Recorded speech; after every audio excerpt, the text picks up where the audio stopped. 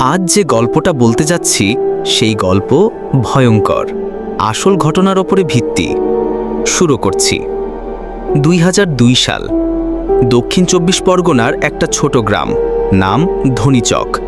এখানেই বাস করত চঞ্চল, তার বাবা মা আর ছোট ভাই রাহুল। চঞ্চল তখন ক্লাস 9-এ পড়ে। গ্রামে তেমন বিদ্যুৎ ছিল না।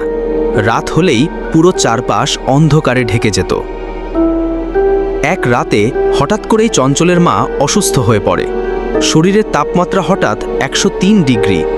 বাবা ছুটে যান পাশের গ্রামে ওষুধ আনতে। ছোট ভাই ঘুমিয়ে পড়েছে পাশের খাটে। চঞ্চল পাশে বসে গামছায় জল ভিজিয়ে মায়ের মাথায় চেপে দিচ্ছিল। ঘড়িতে তখন ঠিক রাত 1টা।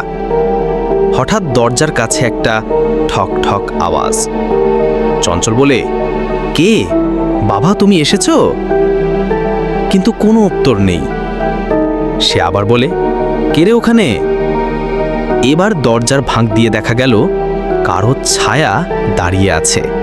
গায়ের ওপর একটা চাদর মতো কিছু, মাথা নিচু। সে দাঁড়িয়ে আছে, নড়ছে না।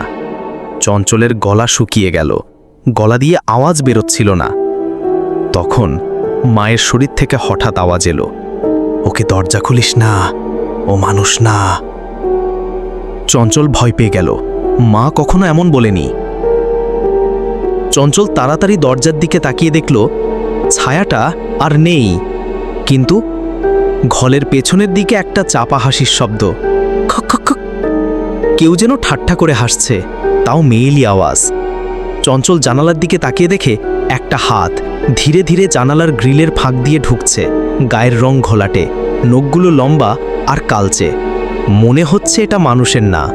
সে চিৎকার দিতে যাবে, তখনই মা তার হাত ধরে বললেন, দরজার নিচে একটু লাল সিঁদুর ছড়িয়ে দে, আর কিছু বলিস না।